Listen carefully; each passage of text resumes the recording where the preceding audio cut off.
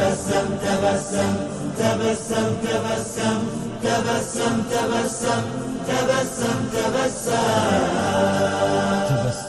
praise Allah subhanahu wa ta'ala. We send blessings and salutations upon Muhammad sallallahu alayhi wa sallam. We ask Allah subhanahu wa ta'ala to bless his entire household, all his companions. May Allah subhanahu wa ta'ala bless them and bless every single one of us. Ameen. My brothers and sisters, when people get married, it's something very, very great. It's a very happy occasion. And I'm sure 100% of people get married in order to build their lives and in order to cross a phase in their lives. I don't know of sane people who actually marry in order to break their relationship later on. If people knew that we're not going to get along at all, they would not marry. Here I'm speaking of normal human beings. When people are getting married, they think that inshallah we will get along. Inshallah perhaps we will have children together. Inshallah we will overcome the challenges of life. Sometimes they undertake without realizing to each other that don't worry, I'll live with your folks. Don't worry, if it's a person who's been previously married, I'll take care of the children as though they are mine. These are big undertakings that you may not know how they may turn out. But they are saying it with a good heart. They say it with a brilliant heart. Don't worry. If you are living in a hut, I'll come and live with you. Subhanallah. Yes, it sounds romantic. It's really good. It sounds sweet. But 2 years down the line, please don't change your mind. Allahu Akbar. May Allah grant us ease. So these type of statements we need to be careful of. And I'm addressing those who are not married as well as those who are. Because if you're not married and you say you're ready to compromise so much, are you really sure that 10 years down the line, you will still be ready to compromise that? I recall people who ask me saying, you know, I want to get married to someone and my folks are not agreeing. Is it possible, should I, for example, get married to them in a way, or perhaps a person is already married and they are talking about a polygamous situation and someone asks advice, should we marry them in secret? Perhaps, you know, people shouldn't know about it, just to make things halal. My beloved sister, let me tell you, 10 years from that moment you will regret, because people have to know you cannot keep on living this romantic little bubbly life as a secret. When you are expecting to have children, you also want honor and dignity at some point. It might last 1 or 2 years and then you get fed up and sick about it, or sick of it. Then what would happen is you would want out, or you would start saying, look, I really need to change things. I might have agreed at the beginning, but I can't carry on like this. Well, that's why we are talking to you today. That's why we are telling you, when you marry, marry with honor, marry with dignity. Don't marry undertaking things that you don't think about. They may not be possible to continue with a few years down the line. You say, I'll live with your folks, don't worry. Yes, we're living in an extended family, no problem, alhamdulillah, I'm ready to sacrifice. We know what the Prophet ﷺ taught us to sacrifice. I'm ready to sacrifice. My beloved sister, my brother, the Prophet ﷺ taught you to sacrifice indeed, but he has bestowed upon you, by the will of Allah, certain rights. You have those rights, it's your right. Then later on, you start saying, you know what, I want my rights. I just want my rights. And the husband will tell you, well, when we married, you had actually foregone those rights. You told me you don't want this. Now, how can you ask for it? Well, it's my right to ask for my rights now. I've changed my mind. And then the marriages break. So I want to talk about, for the next 15 to 20 minutes, something extremely important. Why do marriages break? When we married, we were so happy, we were delighted, we were excited. We made promises, we said we are going to sacrifice. We were told that marriage is not easy, it's not a joke. But I tell you, it breaks for many reasons. Number one, when you're not prepared to sacrifice for your spouse. Number one, when you're not prepared to stand up for your spouse. Number one, when you do not protect your spouse. Notice I said 3 things, all of them are number 1. You notice? The reason is I can't tell you number 2 and 3. These are all important matters. So my beloved brothers and sisters, when you don't stand up to protect your spouse from the evil of your own mother, your marriage is not going to work. You might say, my mother has rights. How can you say that she's evil? She's not evil. Shaitan is evil. Shaitan comes and makes her say things, and I can explain to you why. You were not married. Your mother, your sister, perhaps someone else in your family had you all to themselves. So you spent money on them, you spent time with them, and you took them on holiday, you went around with them. Now you need to start your life. You need someone who's going to be called a mother to other children who will belong to you.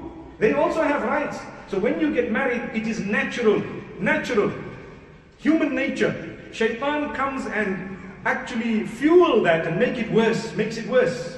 What happens? Now you cannot spend as much money on your sister or your mother as you did before, because now you need to save. So before I had a paycheck and I used to just give it to my folks. Now I have a paycheck, my wife has to share, I have a living, I have a house, I have a car. So naturally, sometimes people will feel, hey, I've lost out. Up to that point, it's still natural. Beyond that, Shaitan comes in tamper and says, listen, I hate my sister-in-law, meaning your wife. So your sister is saying, I hate my sister-in-law. Not because she's a bad person. Not because of anything. She's taken my brother away from me. I hate my daughter-in-law because she's taken my son away from me. My beloved mother, my beloved sister. Trust me, my wife has not taken you or me away from each other at all. I have responsibilities. You had the privilege and the honor of having a little bit more of me when I was single. Now I'm no longer single. I have a priority. People say, obey your parents. I say, not when you are married and they are wrong. Remember this. Don't think it's noble to obey your parents when they are glaring you in the face with something haram, something wrong. They are usurping the rights of your wife.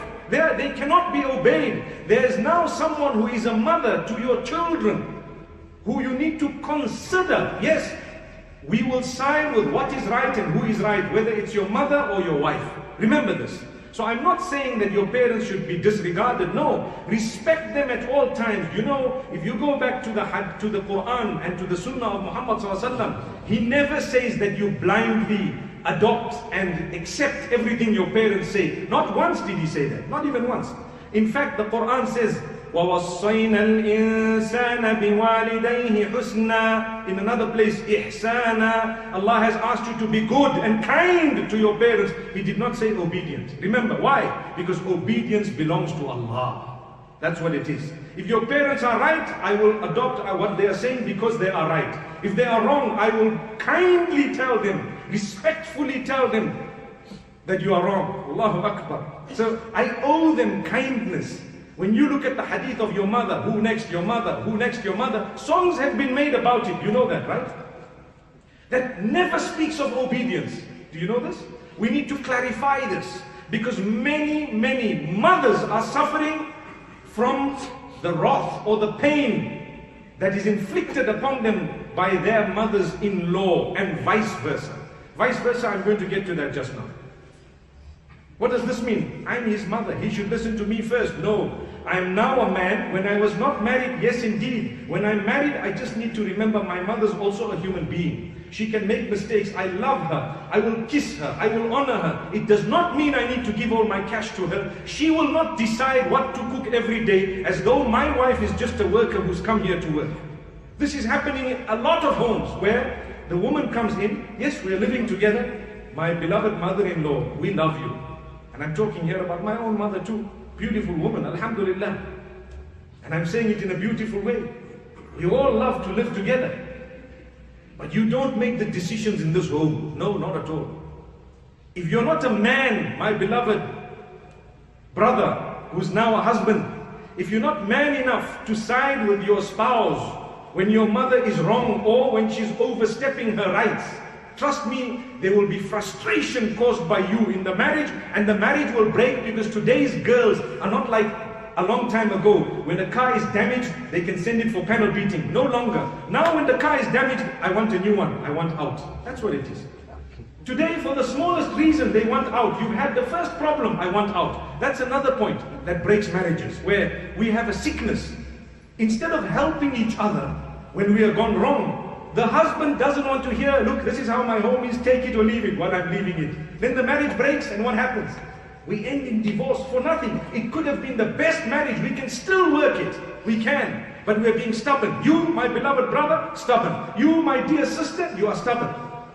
And you know what? You're allowing people to have a say who are not supposed to be having a say. The worst is when you go to an alim or a counselor and he tells you, just make sabr. That's it. My brother, my beloved Maulana, Sheikh, whatever you call yourself, stop saying to the people, make sabr. When you see that someone is oppressing another, it is an ibadah to stop oppression, my brothers and sisters. I will tell you, look, you know your mother is wrong. Your father has caused the damage here. I will tell you that. You can hate me for it, but it's a fact. If that is the case. The same applies. Sometimes a daughter-in-law will come into the home and already she's been trained by her friends who might have gone through other experiences. That's your enemy. So from day one, she'll say, hey, mother-in-law. Mother-in-law says, Assalamu alaikum, welcome to the home. And she says, hey, relax, take it easy. Take it easy. May Allah forgive us. Stop coming in with these preconceived ideas.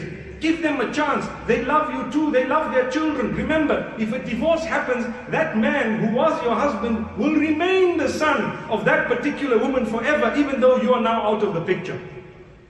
But my beloved mother, the boy is not married to you. He's your child. He will remain your child. Remember that. Subhanallah. My dear sister, that brother of yours will remain your brother. The love is not going to go. But when you start treating your sister-in-law, who is now the wife of that young man, who's your brother, badly, just because he doesn't spend the weekends with you, he doesn't take you on those holidays anymore. Some people have another bad habit. What's the bad habit? And I'm talking of things that are real, because 80% or maybe more of the problems that people actually relate to us are connected to their living, and a lot of it is to do with marriage. So sometimes you get married, mashallah, you know, it's a sacrifice, it's a very big sacrifice. You will need to adjust. You must learn to serve each other. You know, one might say, okay, do I really need to cook? Well, if I say no to you and no to him, I think you guys can stay on those pills, inshallah. You can just buy a bottle and for lunch, pop in a pill. And, well, when I say pop pills, please, I'm talking of the right thing. So, you know, for lunch you have a little tablet, and for supper you have a tablet. That's not what life is. Someone, somewhere, somehow is going to have to cook. So you need to help each other sort that matter out. You know, you want me to go out to work? Well, you're going to have to help here. It's something respectful. I'm not saying that it's bad, but for someone to sit over and above, complain about how the food was cooked, when it was cooked, it's my choice. If I'm married and I'm a woman, I can get up at 6:30 in the morning, finish cooking and go away. Or I can cook at 12:30. It's up to me. Why must my mother-in-law dictate to me, listen, 6:30 you're in the kitchen here? For what? It will break a marriage. Remember this. And you know, it might be cultural, but I'm talking from an Islamic perspective. She does not have the right to do that. Yes, you may want to cook, you may want to honor. And I know of so many cases where the daughters-in-law don't mind. It's an honor for them to cook. But they just want a small acknowledgement. MashaAllah, thank you so much. You cooked for us, alhamdulillah. They don't want you to pick on them and make this and make that. And you know, I'm inviting half the dunya. Relax.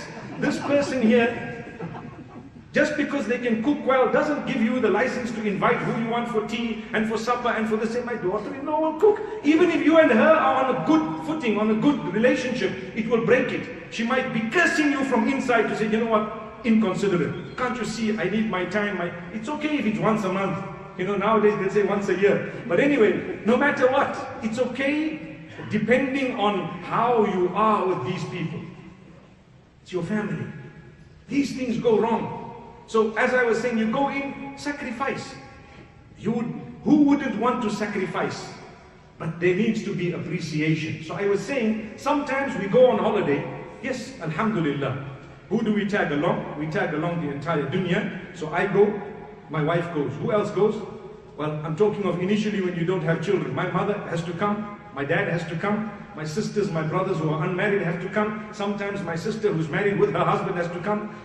That's not a holiday. To be honest with you, if you have a family who loves doing that and genuinely they're all looking forward to it, you are fortunate. But sometimes people want their private moments. Hey, I want to go and be able to just be myself. No worry about cooking anything for 1 week. Please. I think you would owe that. Owe that, maybe not from an Islamic perspective, as in holidays are not farad, but it's something that would actually help your marriage. Give them a break. Give them a break. Spend the money that you've been earning. Don't just keep it in the bank and wait for the day you die, when everyone will be scrounging. May Allah subhanahu wa ta'ala forgive us. So the reason I say this, there are problems and people are not providing solutions. And the problems, you cannot just say one person is wrong. At times we don't want to listen to what the problem is. At times we know the problem, but we are too weak to actually address the problem. That's my father. I don't want to address this matter. Your father, respectfully address it. He doesn't like you, he doesn't like your wife. As a result, his weakness, not yours. I cannot allow oppression to continue forever. I live in the same home, they don't talk to each other. Until when? That's not healthy for the house. You don't speak to her. For what? What's the problem? Did she eat something of yours? Did she say something? If she did, treat her as your own child or your own mother and say, look, this happened, I was very hurt, inshallah it mustn't happen again. You need to learn to say, I'm sorry, it happened a moment, I was upset, we had a misunderstanding. Allah's given us a good way out. Blame shaitan. You know, really, I didn't want to say it. Shaitan made me say it. That's such a beautiful outlet. Imagine Allah gave you a way out. You can have sworn someone. 5 minutes later, you say, you know what, that was shaitan. Brother, I love you. I swear, subhanallah. Imagine. So the problem is when you become the shaitan yourself. Then when you say it was shaitan, you say, yeah, I know, you're the biggest shaitan. So my brothers and sisters, we need to resolve the matters quickly.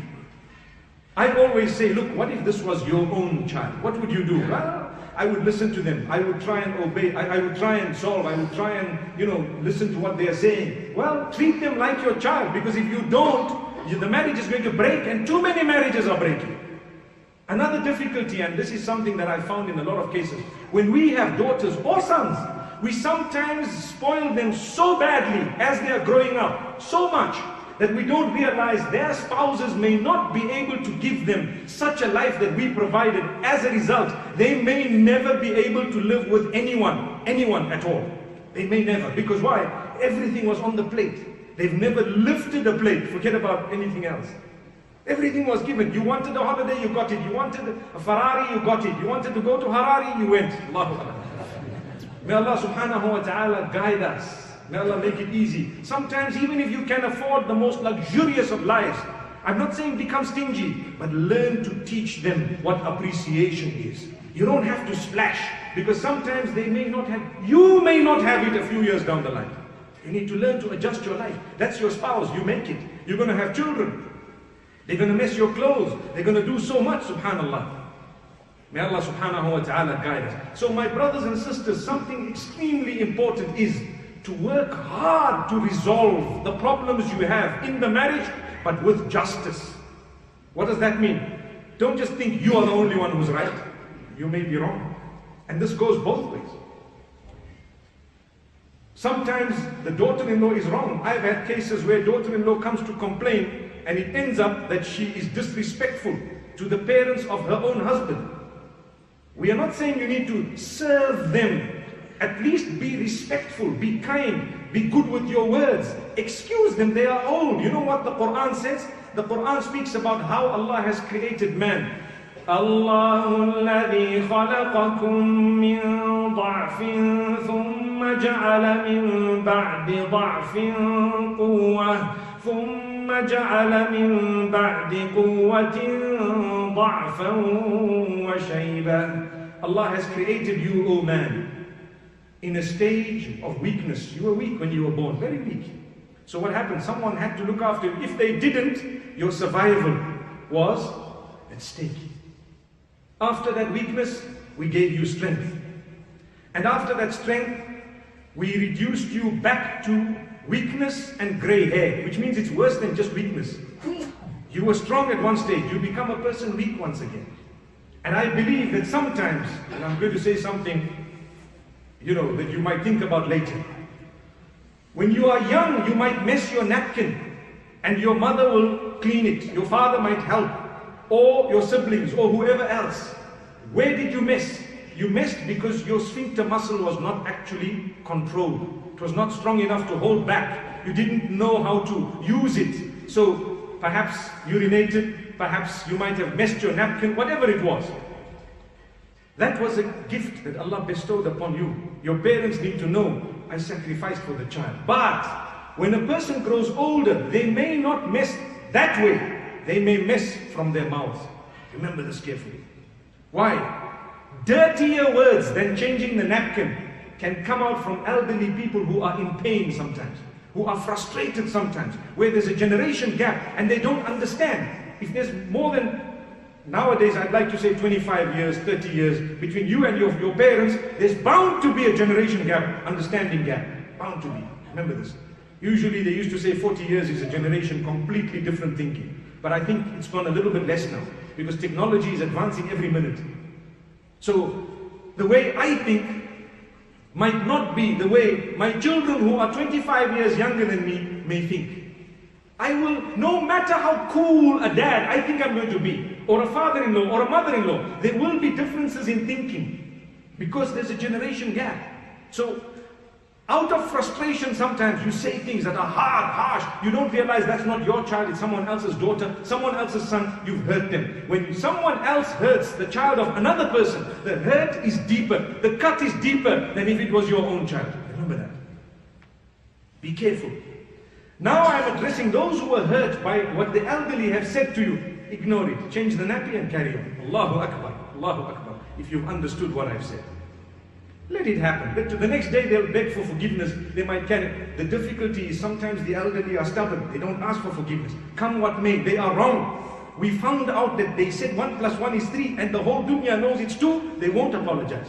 It's 3. It's 3. I'm telling you it's 3. You say no, but it's 2. Who said you can't subtract 1 from 3? So that's the type of answers you get. May Allah subhanahu wa ta'ala help us. These people are witty, they are sharp, they know. Sometimes they don't apologize. Because why? I'm an elderly person. Who are you that I must apologize to you? My beloved elderly, a lot of you are geniuses. You don't make those mistakes. But if you do, subhanallah, please apologize. Please apologize, learn to make amends. We don't want our children's marriages to break because we are putting pressure on our daughters-in-law or sons-in-law or anyone else. But something that happens when you get old and you are in pain, your level of tolerance becomes very, very less. The level is low, very low. Your fuse becomes 5 amps when it was 15 before. Any small thing and it's blown. May Allah subhanahu wa ta'ala guide us. So sometimes, and I know, usually when you hear a little bit of a rant, you hear something, you can say, subhanallah, you're in pain, you will say, hey, really, it's so, subhanallah, it happens because that's how the body operates sometimes. You vent out something in a different way without realizing it's wrong, no matter what, it's wrong. My brothers and sisters, as I end, I want to just ask you one thing. This topic is long, and I think I'm going to speak about it again with a little bit more detail. But what I want every one of us, those who are married, those who are not, those who have children who are married, those who do not, I want you to undertake, for the sake of Allah, on this beautiful Friday, in your heart, here and now, that you will make life easy for those whom you live with. Inshallah. The ummah is suffering. We don't need more suffering. At least in your home, sort out the matters. Learn to give people a little bit of their independence. Don't interfere in lives of those whom your interference is not welcome. Some people love interference. Oh, tell me, what should I do? What should I cook? What should I do? Where should I live? So on and so forth. I know of a marriage that broke because the mother decided to break relations with her daughter-in-law because they had children 2 years before the mother said they should have children. Come on, come on. That is absolutely ridiculous. Allah has not given you, it's not within your jurisdiction. Allah has not given you the right to say that. It's not your right.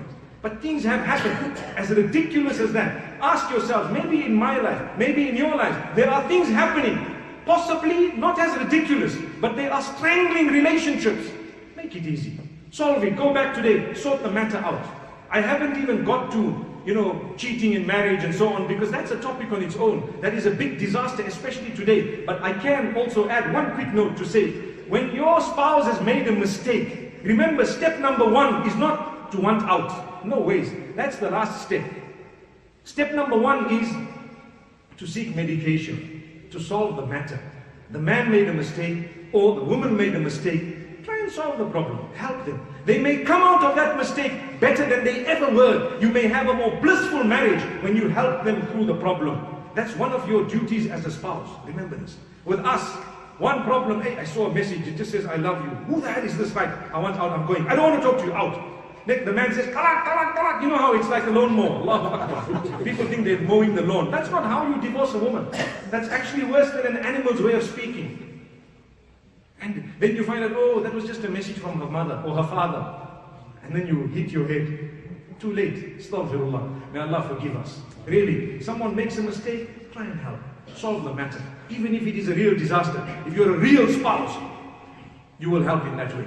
May Allah subhanahu wa ta'ala bless us all. May Allah subhanahu wa ta'ala open our doors. Those who are not married, may Allah subhanahu wa ta'ala help you and give you spouses who will be the coolness of your eyes. And those who are married, may Allah subhanahu wa ta'ala grant you bliss in your marriages. Those who have marital problems, may this be a means, inshallah, of you sorting out your problems by